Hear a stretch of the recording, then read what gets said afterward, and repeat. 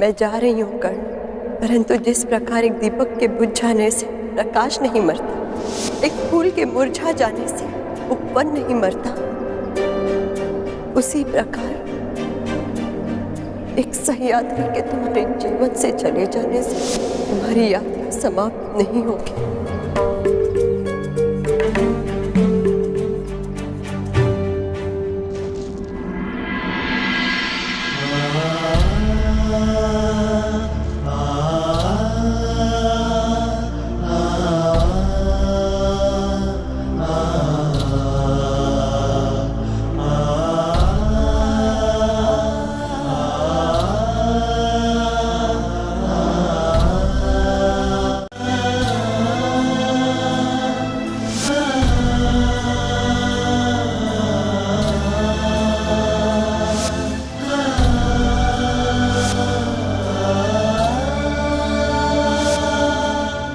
सूर्य को साक्षी रखकर वचन दो कर्ण कि तुम सुप्रिया से विवाह करोगे।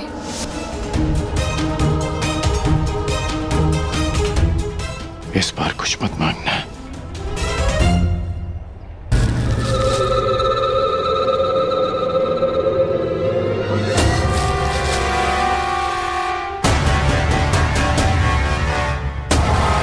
क्या हुआ कर्ण? ऐसा लगा कि कोई है।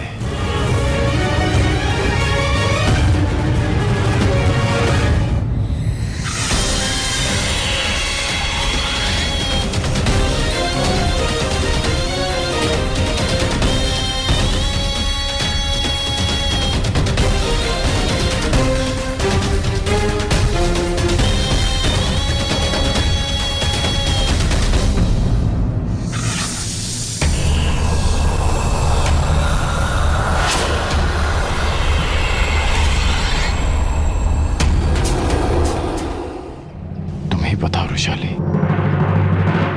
कि मैं क्या करूं? जो तुम्हारा लक्ष्य है, परिवर्तन, और परिवर्तन छल कपट से नहीं होता कर्ण, सत्य और साहस से होता है।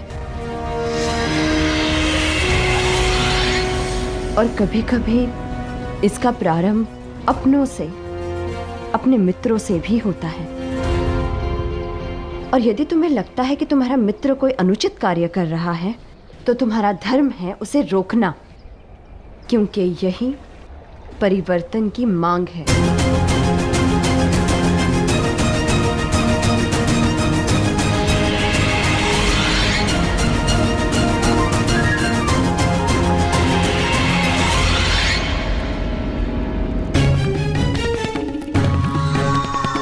सूर्य चढ़ चुका है कर्ण, और आज का उगता हुआ ये सूर्य तुम पर ऐसा ग्रहण लगाएगा, ऐसा ग्रहण लगाएगा कि तुम यहाँ आना तो दो, यहाँ आने की सोच भी नहीं सकते। आओ।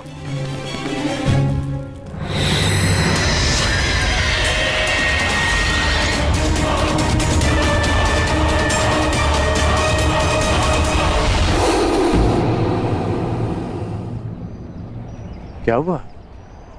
वो पुष्प देखो कर्ण, देखो से, जिस भांति ये कांटों के बीच रहकर भी सुगंध देते हैं, उसी भांति तुम्हें बुरे लोगों के साथ रहते हुए भी सत्य की सुगंध फैलानी है। प्रयास करने होंगे। तुम ठीक कह रही हो वृषाली।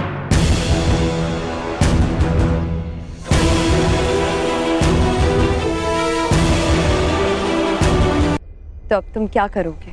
वही जो तुमने कहा, प्रयास, परिवर्तन का, सत्य की विजय का।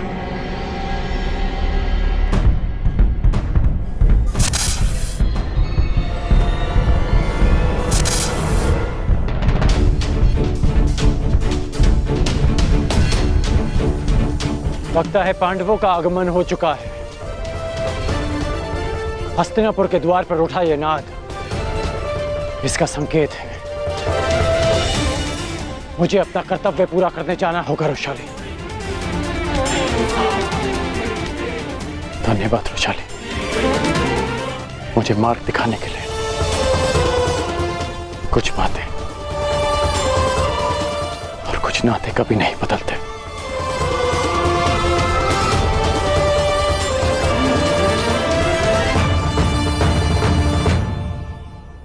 और कुछ बदल जाते हैं कर्ण।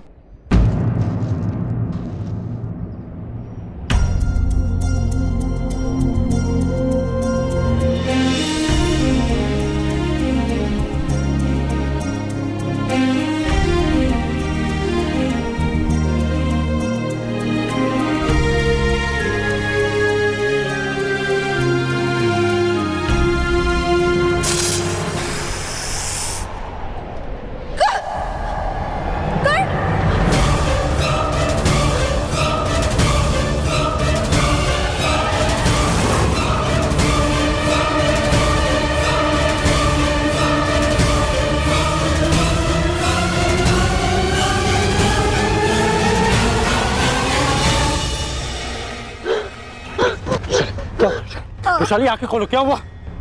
क्या हुआ?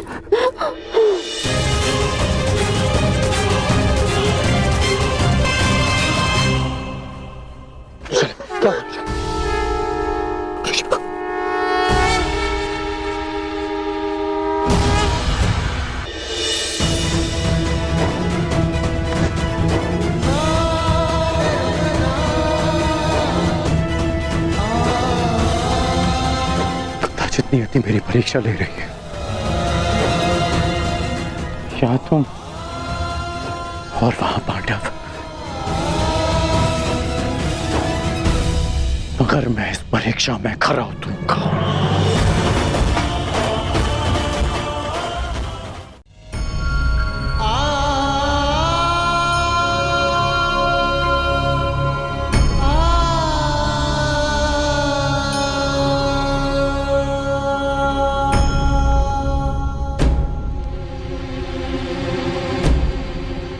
ऐसे देख क्या रहे?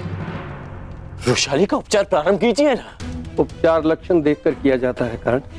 इसके लक्षण बता रहे हैं कि इसे किसी साधारण नाग ने नहीं डसा। अर्थात इसे किसी महाविषधर इच्छाधारी नाग ने डसा है। और उसका केवल एक ही उपचार है, और वो उपचार ये है कि वो नाग स्वयं आकर वृषाली के रक्त से अपना विष लौटा ले।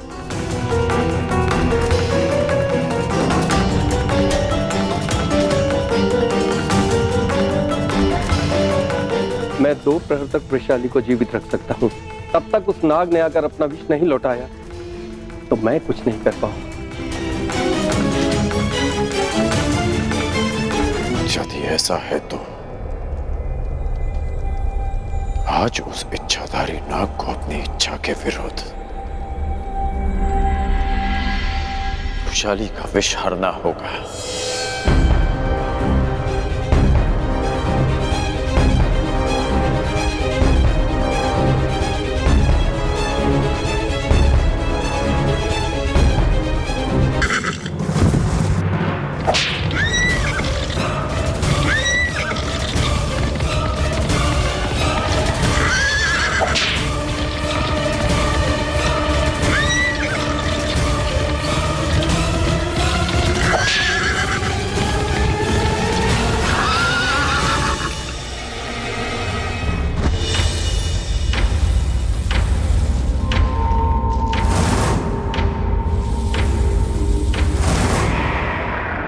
मैं आह्वान करता हूं कि जिस इच्छाधारी नाग ने वृषाली को डसा है वो अभी इसी समय मेरे समक्ष प्रस्तुत हो और चलकर वृषाली के रक्त से अपना विष हर ले। अन्यथा वो अपने नाश का स्वयं उत्तरदायी होगा।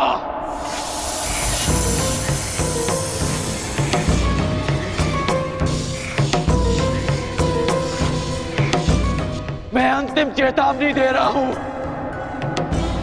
अन्यथा स्वयं के साथ साथ वो अपने कुल के नाश का कारण भी स्वयं होगा।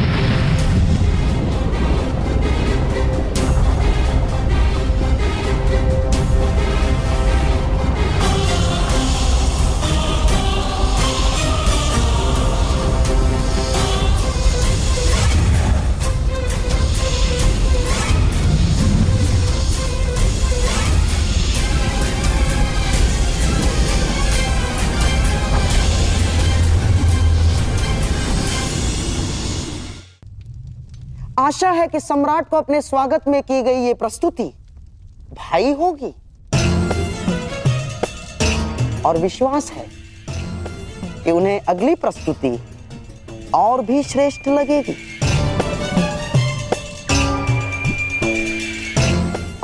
अब ना, अर्थात मेरे कहने का तात्पर्य यह है कि सम्राट के मनोरंजन के लिए द्यूत क्रीड़ा का प्रबंध हो गया है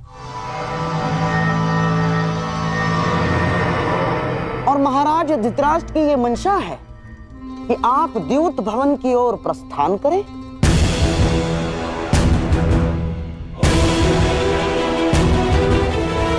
व्यथित ना हो, सब शुभ होगा। आओ।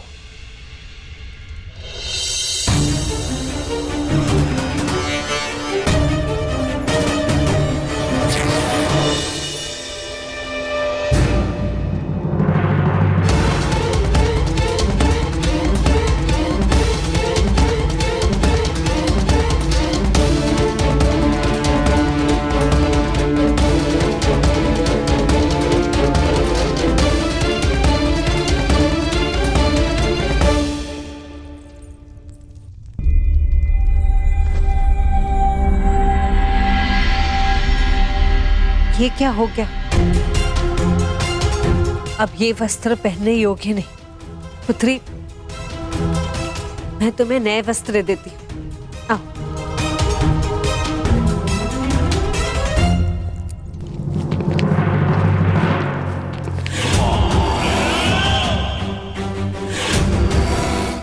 आज जितने चाहे वस्त्र दे दो उसे, सब हार लिए जाएंगे।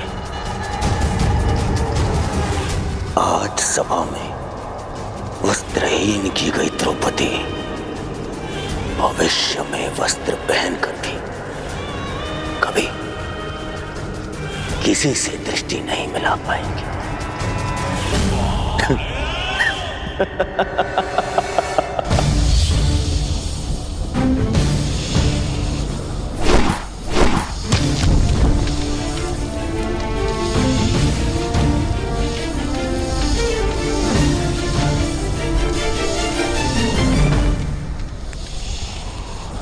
मायावी सर्प, अंतिम अवसर दे रहा हूं। यदि तुम प्रस्तुत ना हुए तो मैं तुम्हारे सारे कुल की बलि चढ़ा दूंगा। संसार से सब जाति विलुप्त हो जाएगी।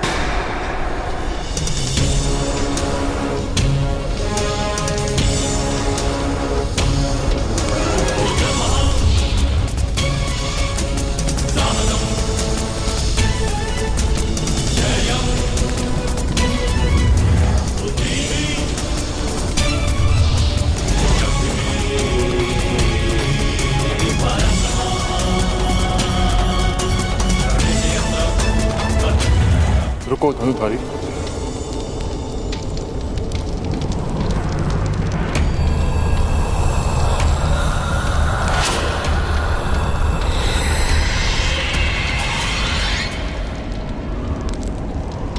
मेरे किए का दंड मेरे कुल को क्यों दे रहे हो?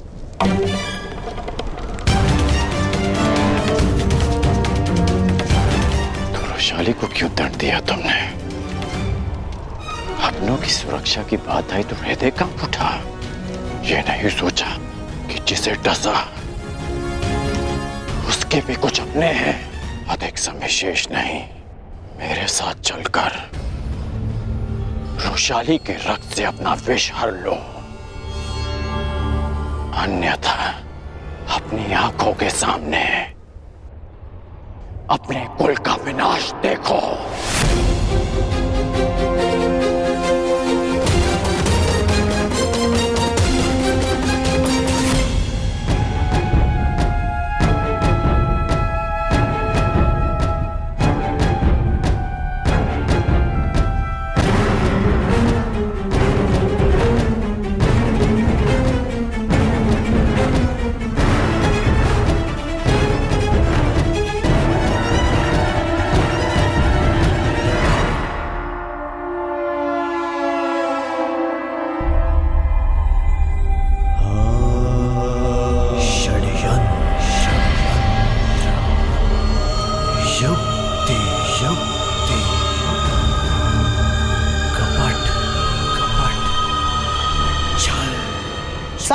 की जय हो।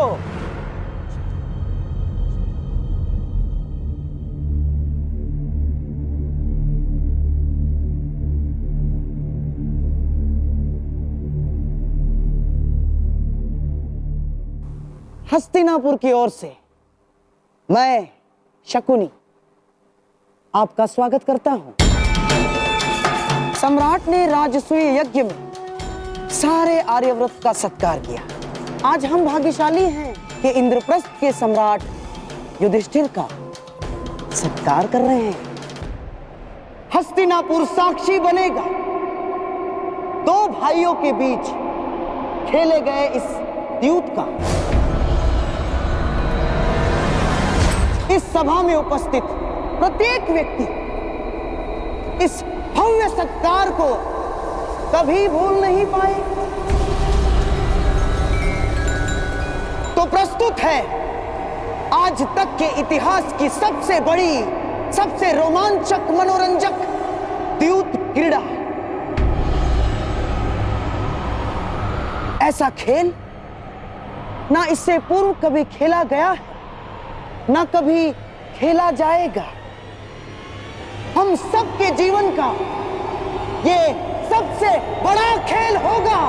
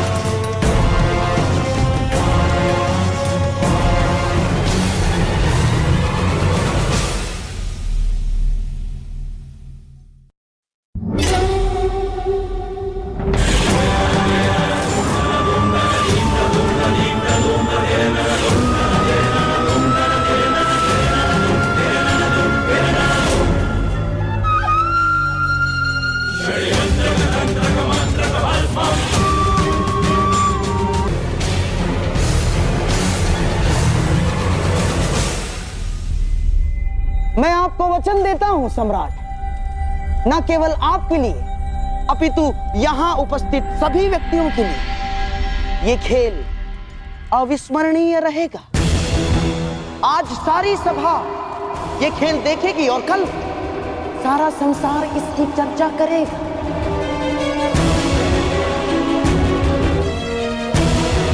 और ये इतिहास भी कभी नहीं भूलेगा और ना ही भूलेगा द्रौपदी का अपमान।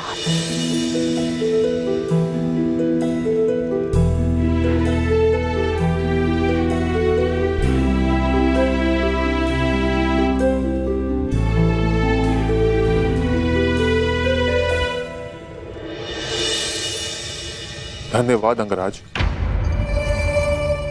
आपने मेरे कर्मों का दंड मेरे परिवार को ना देकर मुझ पर बहुत बड़ा उपकार किया है। मैं आपको वचन देता हूं कि युद्ध के दौरान मेरा आह्वान करने पर मैं आपके बाण पर बैठूंगा और जिस शत्रु पर भी आप मेरा संधान करेंगे वो जीवित नहीं रहेगा। अब मुझे आज्ञा दें। रुको अश्वसेन,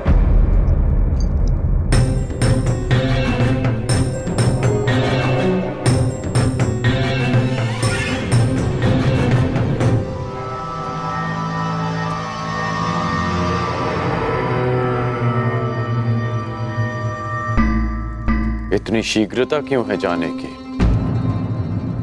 तुम साधारण सर्प नहीं हो जो अपनी भोजन की खोज में निकला और अचानक रुशाली सामने आ गई और तुमने उसे डस लिया। और तुम्हारा निवास स्थान तो भुगत ग्राम से बहुत दूर है। तो स्पष्ट करो अश्वसेन, तुम यहां क्यों आए थे?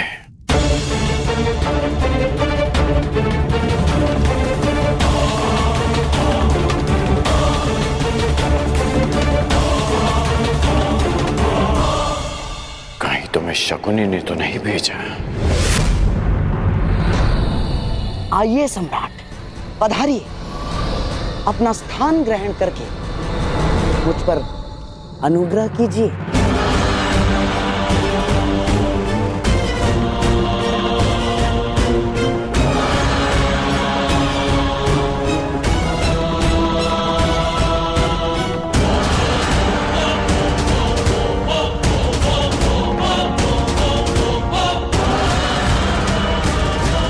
गांधार राज शकुनी हस्तिनापुर में पांडवों के विरुद्ध एक बहुत बड़ा षड्यंत्र रचने जा रहे हैं। पांडवों ने खांडवप्रस्थ को भस्म करके मुझे और मेरे परिवार को गृह विहीन कर दिया था। मैं उनसे प्रतिशोध लेना चाहता था। शकुनी ने आपको इस षड्यंत्र से दूर रखने के लिए मुझसे यह संधि की कि यदि मैं आपको युद्ध क्रीड़ा भवन से दूर रखता हूं तो वो पांडवों को इंद्रप्रस्थ से खदेड़ फेंकेंगे। आज गांधार राज युद्ध क्रीड़ा में पांडवों का सर्वस्व हर लेने वाले हैं। लीजिए सम्राट, आपके मनोरंजन का प्रबंध हो गया है और आशा है कि सभा में उपस्थित सभी का मनोरंजन होगा।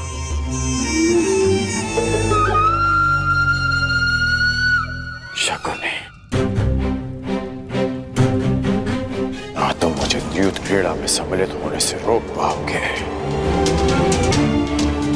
और ना मैं पांडवों से छल करने में तुम्हें सफल होने दूंगा।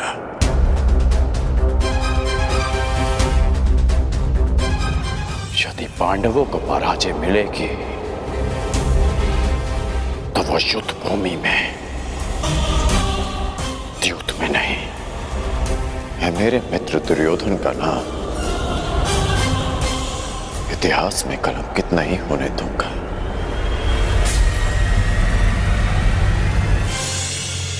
अरे साम्राज्ञी, आप अभी तक द्वार पर ही खड़ी हैं।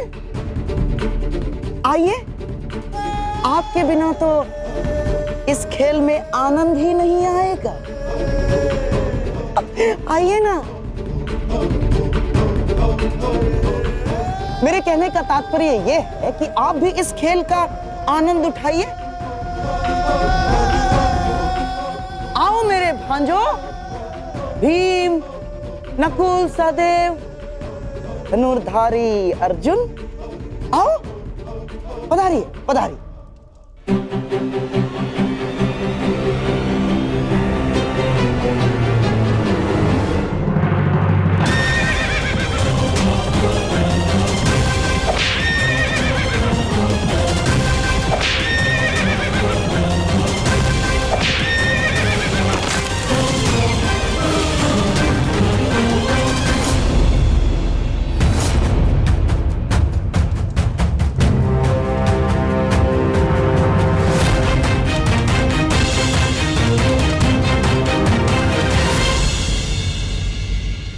सम्राट की जय हो। सम्राट, चौसर के नियम तो आपको ज्ञात होंगे ही।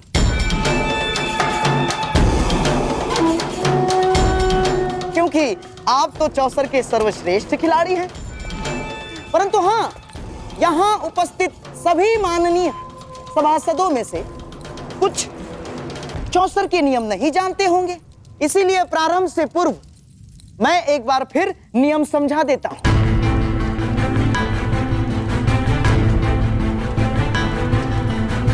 आपके और मेरे दुर्योधन के पास ये चार मेरू हैं। अपने अपने घरों में आपके पास से जितने अंक फेंकेंगे उतने ही घर आपके ये मेरू आगे बढ़ेंगे और फिर चौसर के केंद्र का एक चक्र पूर्ण करने के पश्चात ये मेरू चला जाएगा दुर्ग में। जिससे सारे मेरू सबसे पहले इस दुर्ग में जाएंगे, वो होगा इस पारी का विजेता। और हां, यदि मध्य में ही एक प्रतिद्वंद्वी का मेरू दूसरे के मार्ग में आता है, तो उस मेरू को ध्वस्त माना जाएगा। आपने खेल के नियम तो भली भांति समझा दिए मामाश्री, परंतु खेल खेलने के लिए पासे कहाँ हैं? अति उत्तम सम्राट, अति उत्तम। अतिथि को निमंत्रण देने से पूर्व भोजन की और युद्ध पर जाने से पूर्व शस्त्रों की व्यवस्था करना बुद्धिमानों का लक्षण है। ये रहे पासे।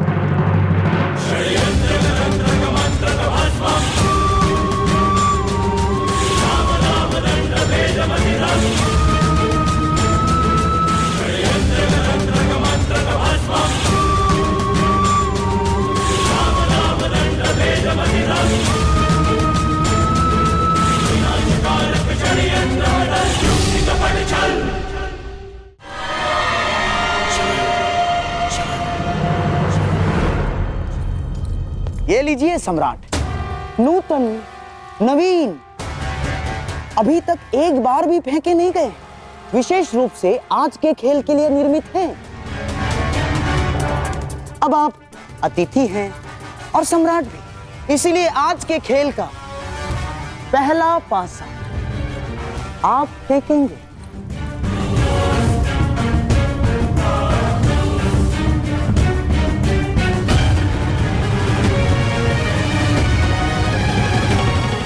अब तनिक ये भी निर्णय कर लिया जाए कि दांव पर क्या लगेगा।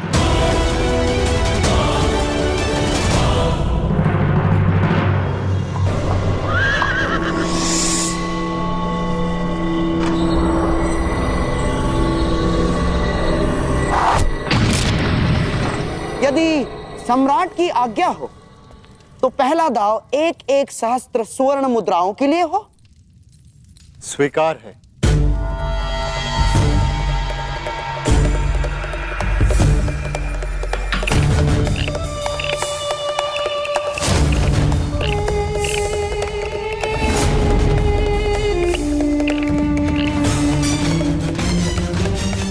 धैर्य सम्राट,